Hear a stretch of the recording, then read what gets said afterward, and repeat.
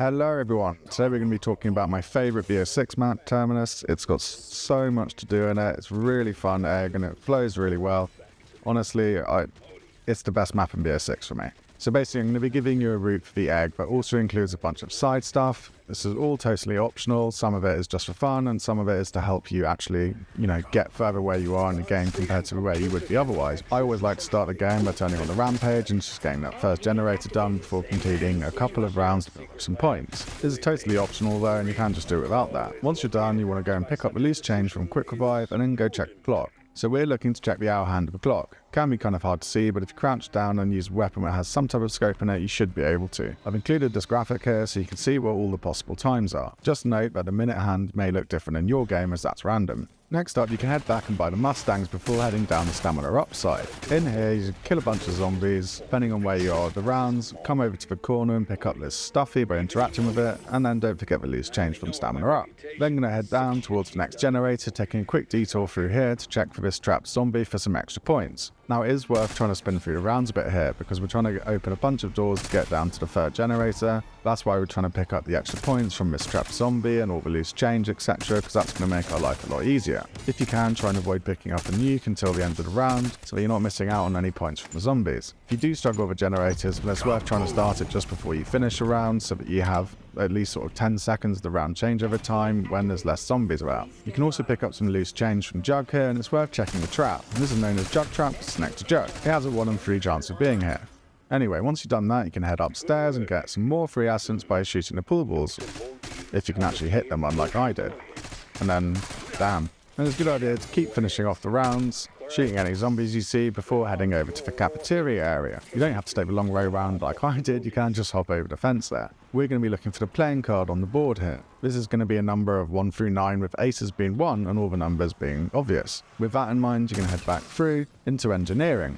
And you're going to want to keep killing off zombies so that we're progressing the rounds. Ideal target is something like 5 or 6 maybe by the time you're downstairs. And in engineering you're going to see this sign on the wall saying day since an incident or something like that. You're going to want to make note of that number too. And that's going to give you all 3 numbers for Nathan. You want to keep opening up the map by this way because that's the way all the cool guys do it. You can also find the second Stuffy on the catwalk just past the door here.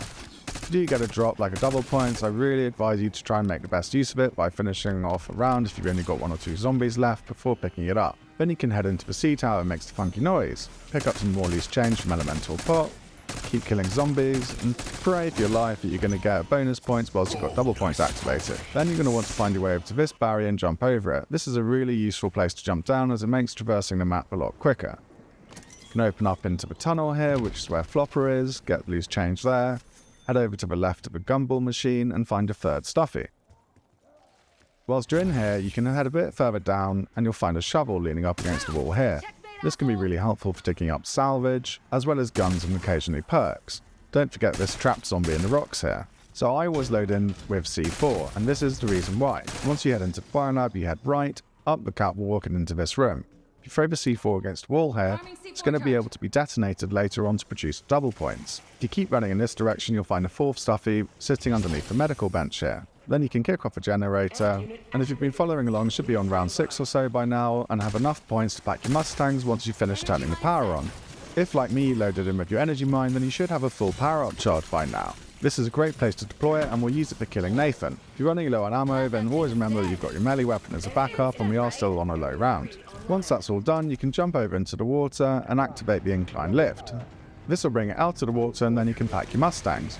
If you are running low on points, then you can use the zombies trapped in the cages here. They're actually part of a side egg that will give you a free perk. If you first kill in 1 round of all the zombies in the cages, the next round a load of vermin in the cages, and the final round after that, you have to kill a mangler in the cage. If you're in co-op play, you might end up actually getting 2 manglers, and you'll get a free perk out of it. If you want to do this side egg, then it's totally up to you. All I would say is that if you're trying to do low rounds, then spending 3 rounds here for a free perk probably isn't the most sensible thing to do. But if you don't really care and you're planning to go all the way up to 25 or something to get the WunderFizz to spawn in, then why not? Go for it. Getting back to the egg steps. You should have enough salvage by now to put the lightning ammo mod on your weapon. This is important for the next step where we're going to be shooting a series of boxes as we go up the lift. There's an arsenal machine that you can use to do this right next to the pack punch and lift machine. Once you're ready, get on the lift and start raising it up. In an ideal world, you try and finish off the round here so that by the time you reach the top, you're kicking off round 7. The first box can be found inside these windows, and if you've got the Mustangs, you can actually just shoot the ceiling, before quickly spinning around to your right and hitting the second box, and finishing up the lift section with the third box right at the top. Once you've done this, hop out and head up to the right and turn on the first laptop, and if you're not at around 7 or 8 yet, then keep killing zombies whilst you're doing this. You can then go over to the other side and repeat the same thing with the laptop by stamina up. Then head back down into the living quarters where Jug is, shoot the 4th box on the wall there. The hitboxes can be a little bit finicky, so just make sure you get a hit marker. Then head outside and shoot the 5th and final box to open up the Beamsmasher. In here you'll shoot the zombie on the floor and they will drop an EMP fob. Then going to want to keep killing a few more zombies and head round back to the noisy sea tower. But before we go in there, we're going to jump down over the railing and go and pick up Flopper since we're now running the packed Mustangs. This is also a good time to go and turn on the 3rd and final laptop, which is just round the corner. You can then take the rope ascender back up to the noisy sea tower and put the fob in the briefcase to open it up. Doing this is going to spawn in a bunch of vermin. I like to just stand here and take care of them, let them spawn in, shoot a couple of shots, and you're groovy. Then you're going to head back over the catwalk towards engineering. At this point you want to make sure you flip the round to round 8, and you can jump up on these boxes and shoot at the corner of this building. If you get a hit mark and a white flash, you're also going to see the basketball loop going nuts.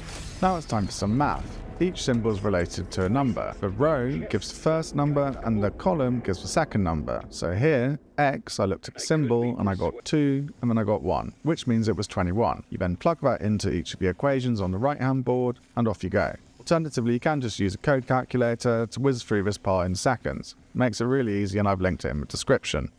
Immediately after successfully entering the code, you're going to want to double tap your interact button to trigger off the C4 you planted earlier. This will spawn in with double points, and if you flip to round 8 before starting entering in the code, you're going to get all the points from the zombies that will have pulled up immediately outside you, as well as the 2,000 points from the basketball egg, and if you're really lucky, the zombies that you kill will drop a bonus point. This is going to give you something crazy like 10,000 points. Now don't forget to pick up the Multiphasic Resonator from the machine, and then head into the living quarters to buy a jug, as we're on the next stage of the Easter egg now, and that's going to be crafting the Beamsmasher by filling up the Multiphasic Resonator. Head to the sea tower, pick up Elemental Pop and 2-plate armor, as these are both going to be really helpful for the next steps of the Easter egg. Now if doing the code was all a bit much for you, there is a bit of a shortcut. If you save up 5,000 points, you can return to Peck and bribe him to give them the code. If you've done the code, then use the chapters in the description to navigate to the blue orb section, as that's the next relevant bit for you. But if you want to know how to get your money back from bribing Peck, then here we go. You're going to need a grenade, which you might be able to get from digging up one of the dirt piles in the tunnels. Then head to a point where you can see splashing in the water for some fish. Cook your grenade a little bit and throw it in the water, or you can just use your Mustangs to shoot them. Next, when you see a dead fish float up to the surface, try and interact with it a few times. You won't get a prompt, but it works. Then head up to the mess hall. You're going to want to pick up this bottle in the corner, and then interact with the frying pan to add the oil and your fish. Now you won't immediately get a prompt here, but once you've done these things and you've bribed Peck, if you return, you may have to skip a round too, then you'll see this prompt where you'll actually be able to either eat or take the fish. If you take the fish and then return to Peck, you'll be able to give him the fish and you'll have your 5,000 refunded to you. Unfortunately, I did try this, and if you've got double points, it doesn't give you double your money back. To the blue orb, we're going to be heading to Castlerock Island, so find this boat below the noisy sea tower and head out towards the northeast. When you get there, you'll see a blue orb floating on the island. Now, if you've picked up the Multiphasic Resonator, you'll be able to place it down here and it'll start spawning in some zombies. You can kill a couple, but you don't want to go mad and kill them all, because you're waiting for one of them to turn blue. Once you've killed one of the ones that's blue, you'll see them drop this sort of electric charge on the floor, which you can interact with and take back to the blue orb. Whilst you're holding the orb, you'll only have access to the gun in your right hand though. Once you've put the first electric charge in the orb, you might as well jump into the water here and check this chest, as you can get really good loot from it. A lot of the time the rewards are just salvage and armor plates, but you can get blue or pink wrenches as well as perks sometimes. Repeat the process of adding a charge into the orb another time, and at that point the orb will shoot off and you'll be able to pick up the Multiphasic Resonator again. However, if you're really trying to min-max your salvage here, then there's a good opportunity to run around the island and check some dig spots, as you'll likely be able to pick up 100 salvage or so here, or maybe even a C4 or a Molotov, which will be helpful for the next step. There are usually 2 dig spots per island, and if you haven't picked up all of your intel yet, you might find some intel in these dig spots. Anyway, make sure you've picked up the Multiphasic Resonator, jump in the boat, and then you're going to be heading back the way you came, sort of southwest direction. This is going to take you to Crab Island. If you park roughly where I did, you'll see that there's another chest below for you to go and check. Once you're actually on the island, if you head up the hill towards the left, you're going to come across the green orb. What I like to do here is place the Multiphasic Resonator inside the orb as I'm passing through. I then keep running past it towards a level 3 armor and scoot round the corner. If you do this and look in the cave, you're going to see a nuke power-up drop in there. What you want to do here is time it so that when you hear the audio cue from the orb striking out at a zombie, that you then run over and trigger the nuke. By doing this, you might get lucky and actually have a zombie immediately run straight into the orb. But if not, you'll be able to run back around towards it and find the orb that's dropped on the floor, and that's one easy peasy. You can also make your life easier here by just shooting the zombie with the special charge when it's passing through the orb. Right next to where the green orb was, if you look up, you're going to see a crab cage. If you shoot this with your Mustangs or throw a grenade like a Semtex or Molotov at it, you'll get a hit mark and you'll know that you've triggered it. You'll then see some rustling on the ground below you. So now you just have to crouch, pull out your melee weapon and hit it. That will bring you into whacker crab mode with the baseball bat, and the objective is just to hit at least one crab per cycle. The reward for doing this one here is a free perk. The next one up, you can earn some essence. You just have to head down towards the armor buy and then look in the direction I've shown in the video. If you do this one well, you can earn an extra 2,500 essence. There's also another spot near here for the chance to get a weapon, but that's not actually too helpful for us. And then back up to the other end of the island with the crafting bench in view, you're able to find this spot for an opportunity to earn some extra salvage. If you get at least one crab per cycle, you'll get around 400 salvage. It doesn't take long to do these, and the rewards are actually pretty good for this stage of the game. And if you come to this floodlight to the left of the crafting bench, you'll find the 5th Stuffy. Last up before we leave Crab Island and head on for the rest of the steps, it's a good idea to craft a C4 here. We're going to use this to get an insta-kill, which is going to really help us when we're fighting Nathan. Right next to Crab Island, you're going to find this container ship. Come to this red bin and you're going to find the 6th and final Stuffy. Hop up to this gantry and shoot into the window with your Mustangs, and you should be able to pick up 500 bonus points. This is also where WunderFizz is going to spawn in. We're now heading to Temple Island for the last of the orb steps. I'd actually recommend planting the C4 ahead of starting the orb, but you can if you want to. To get the C4 shot right, you're looking for 2 markers. The first is this bush that I'm standing next to right here, and the second is the corner of that wall. If you aim your marker just above it, you'll be fine. You can then return to the orb and complete that. It's the same as before, picking up 2 of the sort of electric charges. The difference here is that at the end we'll have some ammunition. And this is the last part that we need to craft the Beamsmasher. You can also check some boxes in the sea nearby and the usual dig spots on islands. There's usually a chest location in the water right next to where you've been doing the orb step. If you haven't already done the C4 step, then make sure to do that before you leave the island. Now we're armed with the ammunition, we're going to head back to where we left to go and do the orb steps. Whilst not necessary, you can check this spot here for the node connectors to see if it's one of the locations you're going to need to use. Now we're heading back up to the research office where we entered the codes in earlier. Probably a good idea to try not to do this step with a load of zombies, and if you've got something like a decoy, then chuck that out before you go in. But with a combination of the Wonder Weapon, Flopper, the Mustangs, I'm sure you're going to be fine. I like to thin out the zombies a little bit here just to make running around the map and looking for the traps a little bit easier. If you haven't already checked, now's a good time to check the trap nearby to see if it's broken. If you don't see any break in the gratings, and you know it's not the trap you need to use. The other 2 trap locations are in the biolab, next to the speed cola and flopper tunnels.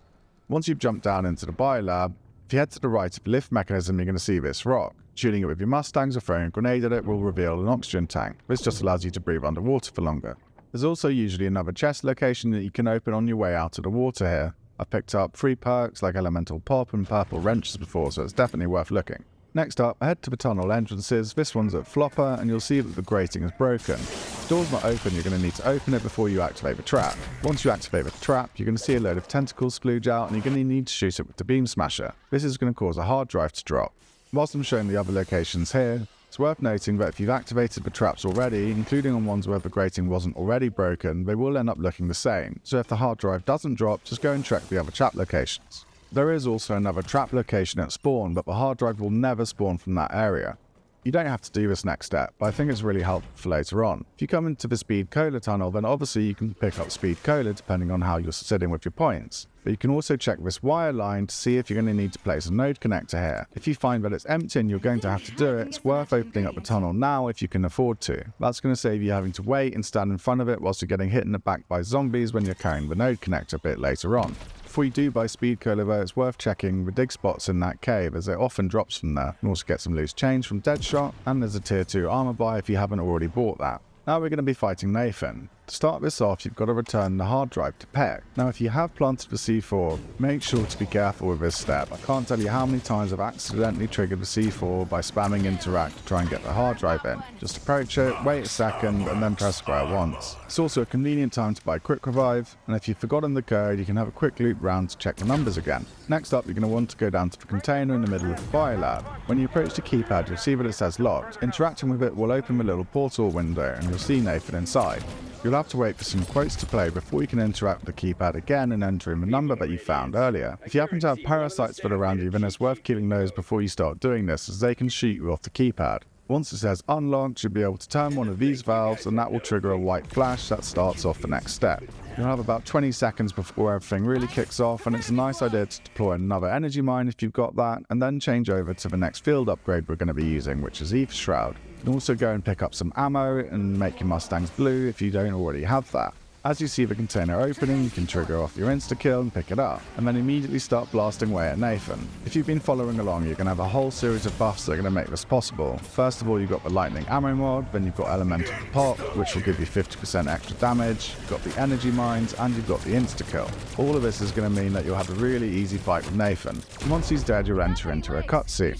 If for whatever reason you don't want to run the Mustangs or use the insta-kill, then you're going to be in for a slightly tougher time with it. The other elemental weakness that amalgams have is the Shadow Rift ammo mod, so I'd make sure that you have at least one of the other of those on. You're then just going to want to keep backing up and leading Nathan around whilst you maintain enough distance to not get grabbed. If you do get grabbed, you want to make sure that you still have some armor plate on. If you don't have any armor plate and without some particular augments on Jug, then you can get one-tapped in this phase. And if you run out of ammo, don't forget you've also got the Beamsmasher to fall back on. At the moment it's bugged, so it actually puts out more damage when it's unpacked than when it is packed. It would also be a good idea to make sure you know where the ammo boxes are before you kick this off. And of course, if you're struggling with the C4 method but still want to be able to kill him quick, well then you can shoot some zombies and hope for an insta-kill drop, or bring in an insta-kill gobblegum. So this is a co-op game, so he is going to have more health, but you can see how much harder it is to defeat Nathan without using the strats I've mentioned.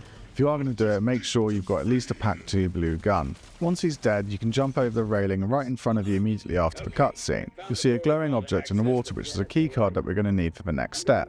We're going to be heading to the boat, but before you do so, go armed with the knowledge that there are two ways to do this. You can actually skip this step if you have a shock charge. So if you're planning to do this method, then you want to make use of the crafting bench in the biolab that's just above these stairs as you get out of the water. Pick up a shock charge, or if you don't want to spend the salvage on this, then you can make use of the mega Stuffy side egg that we've been doing as we've been going along. If you go up to the room with Jug in, or where we did the first amp generator, then you'll see a load of Stuffies sitting around the room. Interacting with one of them will drop you a shock charge, as well as other equipment depending on how many of the Stuffies you've interacted with. But honestly, the lockdown step here is really not too hard, and at the end of it, if you complete it legitimately, then you'll get a free max ammo. So it's well worth doing in my opinion, unless you're really trying to shave off some seconds. However you're intending to complete this step, you need to take a boat out to the sunken container ship. Head through the hole in the side and up the ladder. The trigger for this step is picking up one of the node connectors. Once you do so, if you wait a couple of seconds after you see the white flash, then you can throw your shock charge at the trapdoor, and it will automatically open and finish the lockdown. Alternatively, you can just hang around in the lockdown to get a free max ammo. It's really not too hard and only goes on for about a minute. The Beamsmasher's alternate fire mode of slowing down the zombies and applying additional weak point damage to them makes this a breeze. Before you leave, make sure you're still carrying a node connector. You'll see a drop node connector prompt on your screen if you are, and you want to head to the wire locations. First one that I'm showing here is in the Speed Coder Sea Caves. This is the reason why I wanted to open up the Sea Caves earlier. As soon as you enter in the Sea Caves, you're going to get a ton of zombies. Whilst I didn't get it in this footage for some reason, there's nearly always a mangler that spawns in. The Beamsmasher's alternative fire mode not only slows the zombies but also adds a yellow marker to them. Shooting at these yellow points deals 4 times the amount of damage, so you'll wipe them out really quickly. If you're still struggling with this step, then you could always use something like decoys or shock charges to help you out here. Once you've connected this node, you'll need to head back to the container to pick up the second node connector. There's usually one box inside here and a box just outside the hull of the ship to check for some extra equipment or salvage, or maybe even plates. A quick tip here, if you park the boat so that the front of it is hitting the ladder, it makes it really easy to climb up and down this. And if you do get in trouble getting in and out and find you can't access the ladder, just jump back into the boat and back it up. My second node location was right underneath the sea tower. There are 2 ways of doing this. You can either park the boat out at sea to use later, and depending how many zombies there are, it may just be worth jumping in and getting it connected immediately. Alternatively, you can try and park the boat slightly in front of the node connector so that you can hop out and interact with it blocking the zombies from hitting you. Just be careful not to get blown up by the boat. Now, because I'm a moron, I forgot to include footage from the third location where you connect the nodes. But this is really easy. It's right at the end of Crab Island as soon as you get there from the boat, right next to the crafting bench. Pro tip, if you line up your shot just so, you can actually shoot a full power of the Mustangs from here. Alternatively, you can check out my Terminus power-up short where you'll see an easy location to shoot this from the boat in the sea. A quick break to talk about Mega Stuffies. So this is one of the side eggs that you can do in Terminus. That's why we've been collecting the Stuffies around the map. If you've collected all of the Stuffies, then interacting with one of them will trigger the creation of Mega Stuffy. If you're just trying to get a shock charge, for example, then you'll need to interact with the Stuffies that you've collected. First Stuffy that you interact with will always drop a shock charge. If you go down, Mega Stuffy will actually revive you, but it won't follow you into the boss fight and it lasts about 3 rounds. We now need to pick up the hacking device, and right next to it you can shoot your Mustangs into the tower to trigger the max ammo. This is really handy to prepare you for the next steps. Once you've got your max ammo and collect the hacking device, you need to run down to the noisy sea tower and get into a boat. You can either leave yourself one from doing the no connect steps, or you can just jump down and buy a new one. We're going to be hacking 3 buoys. The first one is right ahead of you. I like to jump into the water and interact with the buoy and then press triangle. This game actually lets you change weapon here. You've got the Beamsmasher out and you can spin around using the alternate fire mode, and that will neutralise the threat coming from the parasites. Once you're done, you can jump back into the boat and head over to the next one, which is right next to the container ship. If you don't like jumping into the water, you can just drive your boat up to the buoy and stand on the end of it. Obviously, if you're on co-op, you can have one person driving and one person standing on the end of the boat.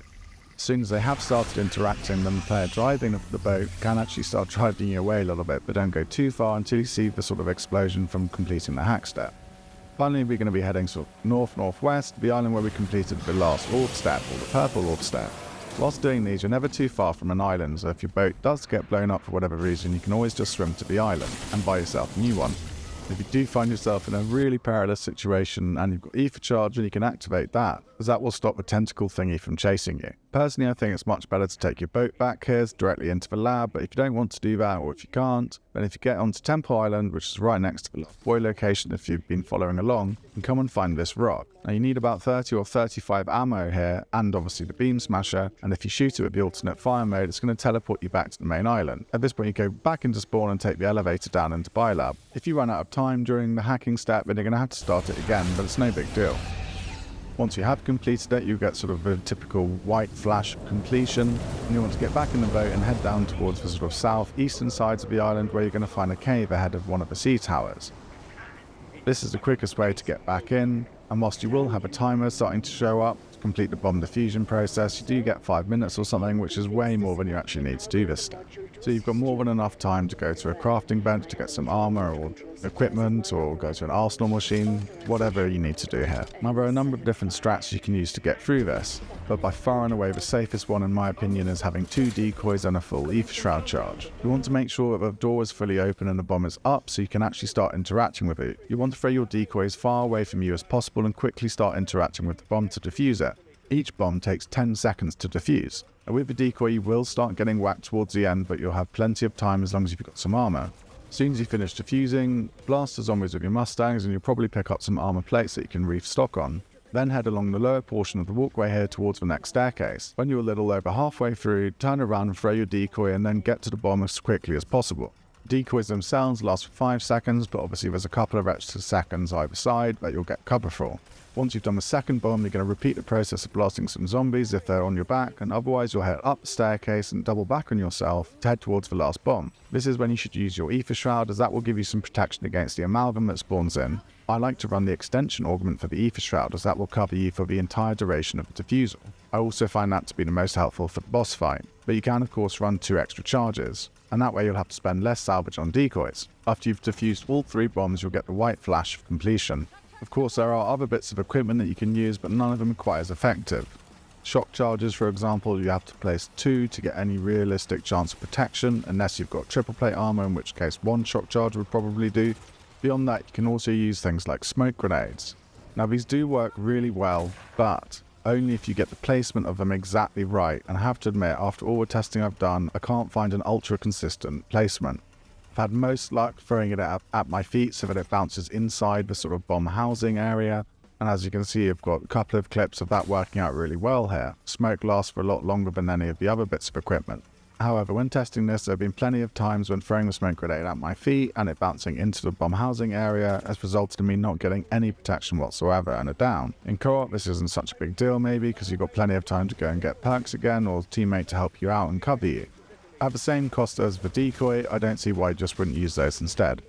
If you are really struggling with a step, then you can make use of the Mega Stuffy Easter egg that we went over earlier in the video, and time it so that Mega Stuffy will still be available when you're completing this step. Doing so will mean that Mega Stuffy is there to revive you if you do take it down. It works in the same way as other revives in that you will lose any extra perks you had though, above your standard 3. Now we've got a bit of a choice. If you want to go straight into the boss fight, which is what I tend to do, then you want to navigate to the chapter called Early Boss Fight. Alternatively, you can make yourself really strong by getting to 25, earning a load of points, getting WunderFizz to spawn in, and completing some fun side eggs along the way. With Terminus being such a big map, there are loads of places that you can use to train zombies, so really it's up to you. Probably one of the biggest spaces is up by the main gun though. Whilst you're doing this and killing specials, keep your eye out for loot keys that you can access the armory with. You might end up getting a nice reward like a chopper gunner or some other score streak that you can use. Another nice place is the front of the boat where WunderFizz will spawn in at round 25. Got an ammo box right next to it and plenty of space around here. In terms of prioritising perks, I'd pick things like Bolt Raid and Double Tap. They're going to make your life a lot easier. Whilst you're spinning through the rounds here, it's a good idea to do stuff like Sam Trials. They'll occasionally spawn in around the map and give you a variety of challenges to do. They're really easy and they've actually recently had a major buff to them. Donuts has done a nice video to explain what the buffs are, but essentially you get sort of more money, more salvage, and stuff like that. You can see in this game that I got a free chopper gunner, some salvage and some essence, as well as stuff like perk cans that are also available. And don't forget our old friend the mystery box. Things like the Striders have recently had a massive buff if you're using the 3-round burst mod on them, and you might pull out something awesome. Now, one of the side eggs that gives you perhaps some of the best rewards on the map is the Spore Easter egg. For this step, you're going to need to find an island that contains a series of spores, and shoot each of the spores. You'll get a sort of small audio cue once you've done this. Then on the next round, you'll need to find another island, and repeat the process again. This can be a little bit tricky if you're in solo, as you have to keep getting in and out of the boat, but Mustangs make this easy. The Beamsmasher is also surprisingly good at shooting these. You'll need to complete the same process on different islands over a series of 3 different rounds. Once you've completed 3 of these islands, spin the round again and head into the sea caves. This time it's the Speed Cola side. This will be our 4th and final set of spores to shoot, and once you've done them all, you'll be granted a ton of rewards, including a free perk, power-up wrench, essence. There's loads of stuff here. Probably the best benefit of this is the wrench, as it can make powering up a second gun a hell of a lot easier. Another fun side egg to do involves the main gun that you see on the map. To do this, you need to have dead wire on a gun and shoot at these 2 towers until you see a red light at the top of their masts. It can be a little bit finicky, but it's not too hard to do. Once you've done this, you need to zoom your way down to the main turret gun and activate the trap. I'm not 100% sure exactly how many zombies you need to kill here, but I think it's something like 15 to 20. So try and guide the zombies through without getting sucked up into the trap. You'll know you've done this correctly as you'll see a bright flash in the sky that will land down on one of the islands. This is actually a UFO, and if you head to Castlerock Island, you're going to find the crash site.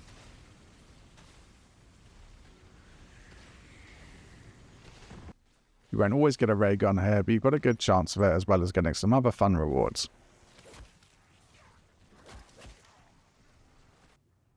Next up, we have the Terminus equivalent of the sort of Liberty Falls bowling egg. You're going to need to go to each of the 3 main islands around the map and look for a little speedboat toy in the water. Once you find one that's got a red blinking light, you can interact with it, and that's going to start off a race. The good thing about this compared to Liberty Falls is that in co-op games, everyone actually gets a choice as to whether they want to join or not. Joining the event will spawn you in as a little speedboat, and you'll have a track that you'll have to navigate around. It will take you around all of the waterways around the map, and at the end, you're going to get rewards, depending on how you placed.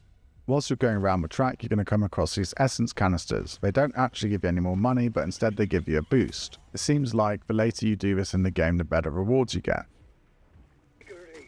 In terms of secondary guns that you can take in, there have been so many buffs over the past few months that there's pretty much any option you really want. Things like the Marines had a massive buff, the Gukovas have had a huge buff, the Striders now had a buff. What's more important is the type of ammo mod that you choose to take in. That's because the Terminus boss fight is actually one of the most interesting in the entire game because he has elemental weaknesses depending on the phase that you're in.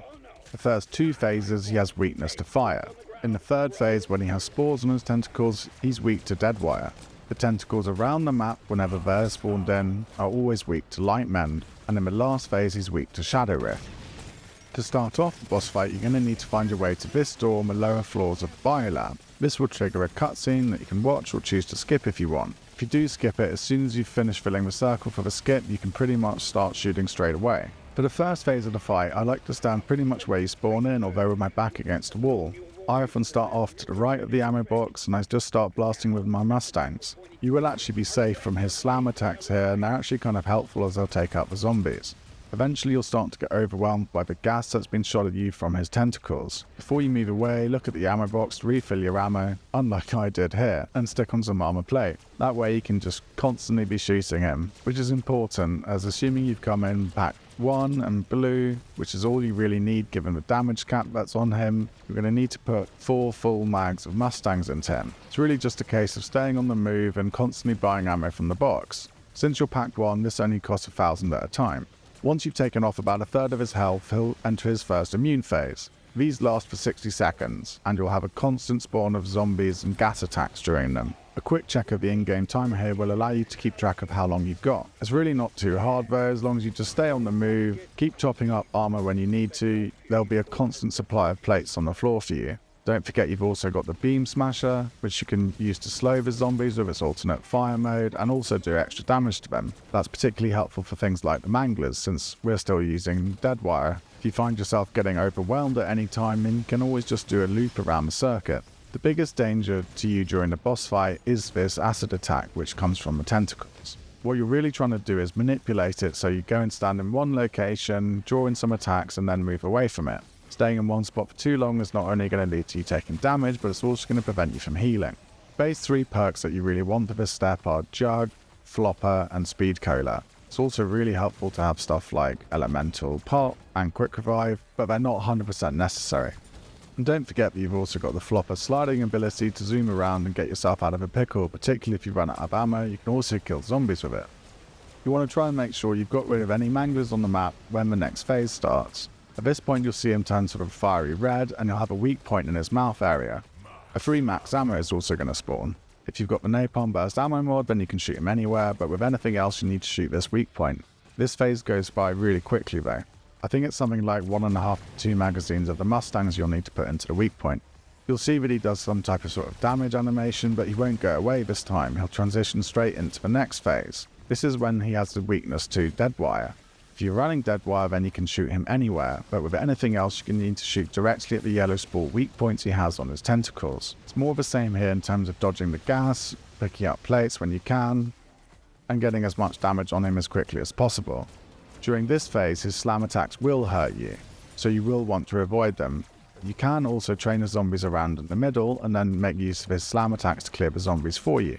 The end of this damage phase will be triggered once you've taken about 2/3 of his health down. This results in another immune phase and another 60 seconds of zombies to deal with, except this time you're going to have amalgams to deal with. Another reason I like to keep the dead wire ammo mod on is that amalgams have an elemental weakness to it, so it makes killing them a lot easier. However, at the moment there's actually an even quicker way to kill them. Since Treyarch introduced the Zombie Snacks event in Season 3, the Beamsmasher has had kind of a weird bug in that the unpacked version does 10 times the damage I think it's supposed to. So instead of doing 150 per tick, it actually does 1500 per tick. When you pack it, the damage actually drops off and goes back to what it's sort of meant to be at 450 per tick. This is helpful across the map, not just at the boss fight.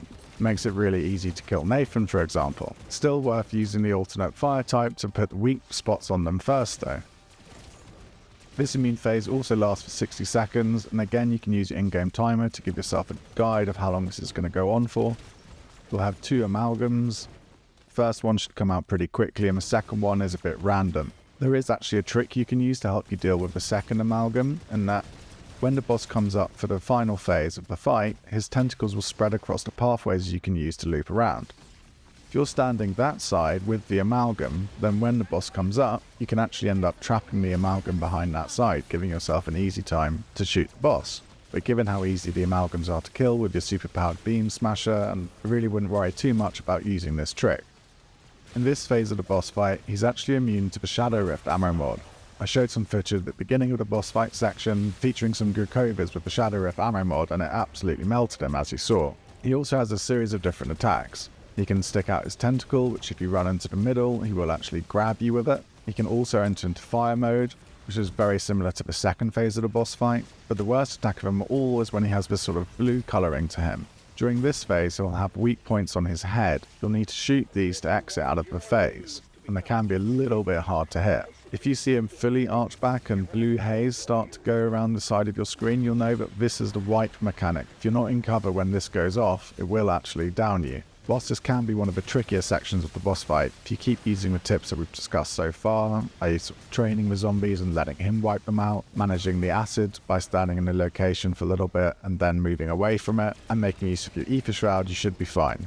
The cool thing to know, and how I like to try and finish off most of my boss fights, is that when he sticks his tentacle out and grab you, you can actually still damage him. If you do enough damage, he'll release you, but you can also just kill him off as he's sucking you in. And that's it, guys. I hope that's shown you how to have a fun game on Terminus. Boss here is one of my favourites. I think it's really interesting. There's so much to experiment and try with in terms of different weapons and ammo mods and combos of those things. If you're struggling with this on co-op because of all the gas, I'd advise you just to make use of the space that you've got. In solo, I play it all from the front area, but you do have that entire area to run around. And also plan ahead so that you've got different ammo mods. I don't know who it was that originally posted this, but I had a good laugh trying to recreate this classic clip with the amalgam in my lip. It makes me laugh every time I see it.